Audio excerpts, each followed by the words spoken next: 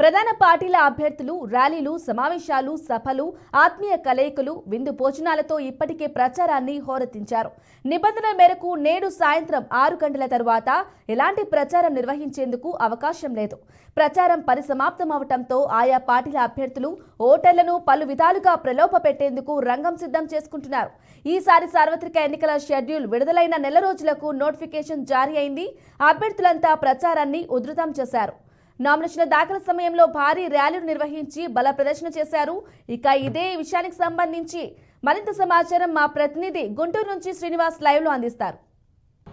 బ్రాహ్మణి, ఆంధ్రప్రదేశ్లో ఎన్నికల ప్రచారం చివరి దశకు చేరుకోవడం జరిగింది. ఈరోజు సాయంత్రం 6 గంటలకు ప్రచారం కూడా ముగియటానికి సిద్ధమవుతున్నటువంటి పరిస్థితి. నోటిఫికేషన్ వెలువడిన కాడి నుంచి చూసుకున్నట్లయితే కనుక ఈ నెల రోజుల పాటు అభ్యర్థులు వాళ్ళ యొక్క శక్తియుక్తుల మేరకు వాళ్ళకి ఎటువంటి అవకాశం ఉన్నా కానీ వాటిని పూర్తి స్థాయి వినియోగించి కూడా ప్రజల వద్దకు చేరుకొని ప్రచారం నిర్వహించినటువంటి పరిస్థితి. మొదట ర్యాలీలుగా వెళ్ళి నామినేషన్స్ దాఖలు చేయటము, తర్వాత సభలు సమావేశాలు ఏర్పాటు చేయటము, అధినేతలతోటి సమావేశాల్లో పాల్గొనటము, అవి కాకుండా కులాల వారీగా మతాల వారీగా ఆత్మీయ సమావేశాలంటూ కూడా నేతలందరితోటి నాయకులు కలిసి తిరిగినటువంటి పరిస్థితి కూడా ఉండటం జరిగింది.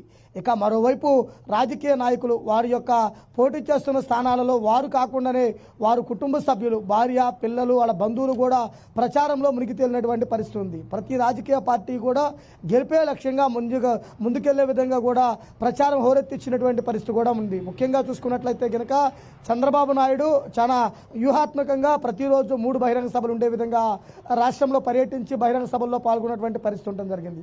అలానే ముఖ్యమంత్రి జగన్మోహన్ రెడ్డి సిద్ధం బహిరంగ సభలు, తర్వాత మేమంతా సిద్ధం అనే పేరుతోటి బహిరంగ సభలు, వీరితో పాటు మధ్యలో బస్సు యాత్ర ఇచ్చాపురం నుంచి కూడా చూసుకున్నట్లయితే కనుక బస్సు యాత్రను ప్రారంభించి దాదాపు 100 నియోజకవర్గాల్లో బస్సు యాత్ర కవరేజ్ అయ్యే విధంగా కూడా చేయడం జరిగింది.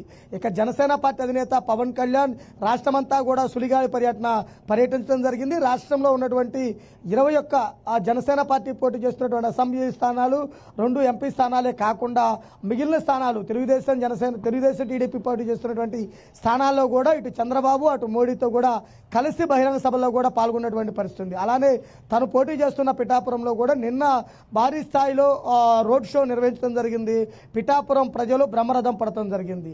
ఇక ముఖ్యంగా చూసుకుంటే ఈరోజు కూడా చంద్రబాబు 3 సార్ల బహిరంగ సభలకు హాజరవుతున్నారు. అలానే చూసుకుంటే జగన్మోహన్ రెడ్డి కూడా 3 బహిరంగ సభలు కూడా ఉన్నటువంటి పరిస్థితి ఉండడం జరిగింది.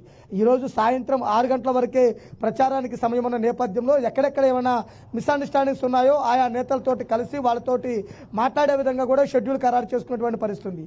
ఇక తెలుగుదేశం పార్టీ ఒక అడుగు ముందుకేసి ల్యాండ్ టైటిల్ యాక్ట్కి సంబంధించినటువంటి పత్రాలను దహనం చేసే పేరుతోటి ప్రజల్లోకి వెళ్ళడానికి సిద్ధమైంది. ఈరోజు నియోజకవర్గంలో కొంత భాగంలో భారీ ర్యాలీ పేరుతోటి ర్యాలీలు నిర్వహించడానికి తెలుగుదేశం పార్టీ అభ్యర్థులు కసరత్తు చేస్తున్నటువంటి పరిస్థితి కూడా ఉండటం జరిగింది. అంటే వాళ్ళు పోటీ చేస్తున్న నియోజకవర్గంలో సుమారు 40 నుంచి 50 కిలోమీటర్ల వరకు వెహికల్స్ తోటి ర్యాలీ, అంటే కారులతోటి బైకులతోటి అలా ర్యాలీగా, అంటే బహిరంగంగానే ర్యాలీగా వెళ్ళడానికి కూడా వాళ్ళు ప్రిపేర్ కావడం జరిగింది.